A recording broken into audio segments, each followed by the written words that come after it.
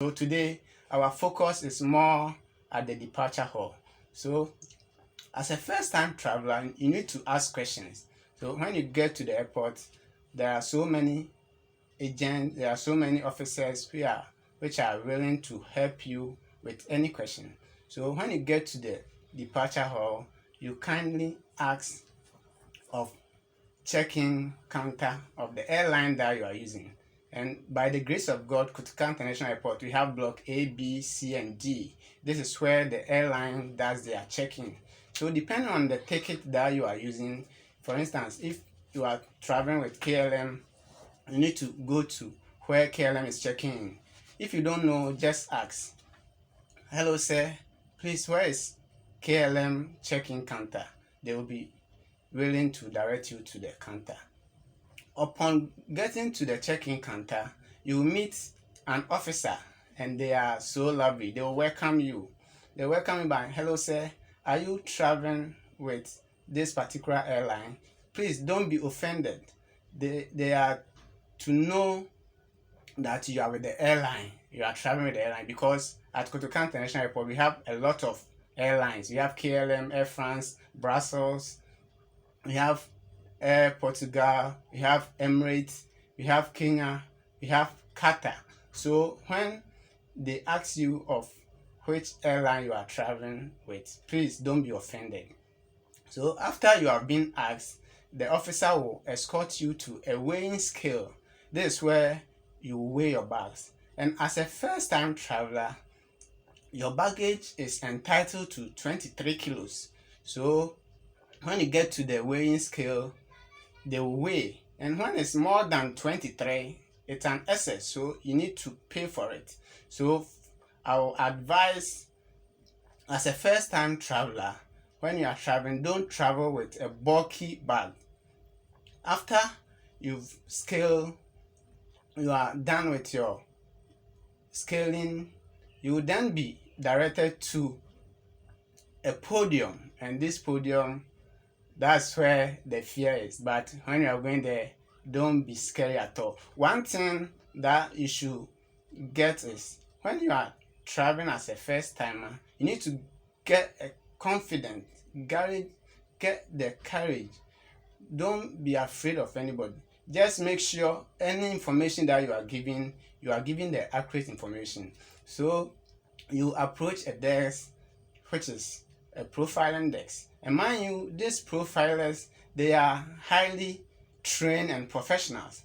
So when you get there, they are going to ask you your passport. So as a first time traveler, you have to keep your passport very well, because at the airport, anywhere that you go, your passport will be asked. So these are some of the questions the profiler will ask. "Please sir, your passport." After your passport, they will ask you, "Where is your final destination?" Don't get it wrong. Your final destination simply means where you are traveling to. You have to explain to them. Then they will ask you of your itinerary. When we talk about the itinerary, these are the documents that you are traveling with: your ticket, your insurance, your hotel bookings. You give it to them. After they are satisfied, they will then direct you to another check-in agent. This time they sit behind the PC. They will also ask of your passport, your traveling passport, not your passport picture, your traveling passport. They will enter your passport details in their system. They will also ask you of your final destination. Then you'll be asked, "How many bags are you checking in, sir?" If it's one, one. If it's two, I'm checking in two. After you are done with the bags, you will then be given a boarding pass. This boarding pass, you need to keep it well. As a first time traveler, after your boarding pass is being given, the agent will then direct you. We are using gate C3. Gate C3. This is at the boarding gate. But before you get to the gate C3, you go to migration. So from the check-in agent, as a first-time traveler, don't follow friends and family to go out. you have to go straight to immigration. And this is what will happen at the immigration. Immigration officers, they are our friends. They will also ask you of your passport, your destination, then your purpose of your traveling. Just be accurate with them. They are very friendly. After you are done with the officer will then direct you to another officer. This time they are in a booth. They will take your detail, they will enter in their system. After, they will take your picture, and then you will be directed to a screening place. This place, anything metallic, you have to put it in a tray, which it will be scanned. So when you get there, don't be scary. Just take your phones, your watches, it will be put into tray, it will scan, and you will be screened. After screening, please kindly go to your boarding gate. If your gate is C3, if you don't know, there are these NACOP officers who are right in front of the screening place. You just ask them, say, where is gate C3? They will show you. When you get there, kindly sit. And this is how the gate system too is work. The boarding gate, that's where you sit and wait for your flight. And at the boarding gate is also done by process. So when the flight comes, they will start boarding. They start by calling the business passengers. Please, if you are not a business passenger, don't venture, because you'll be disgraced. After the business passengers, they will then call for those with a card. We have some passengers who have a card. They will be called. After, then parents with kids will also follow. Then after, it will go by zone by zone. So you have to check your boarding pass, the zone that you are, and you check your seat. Maybe from seat 23 to 40, we are boarding you.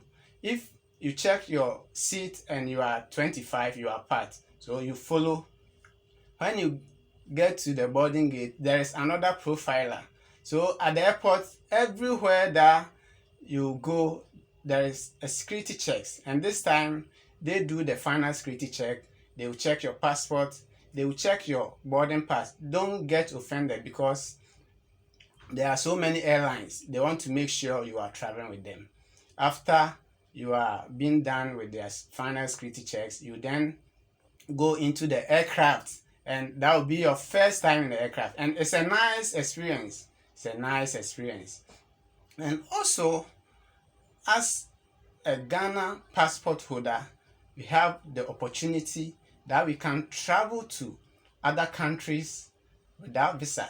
Mind you, a lot of people don't know this. You can travel to Nigeria, you can travel to Ethiopia, you can travel to Equatorial Guinea, you can travel to a lot of this country which are visa free for Ghanaians. So this is our next topic for next week, visa free country. We thank you so much for your patience. We thank you for your time. Even though we delayed, but you've been with us. Let us know where you are watching us from. Share.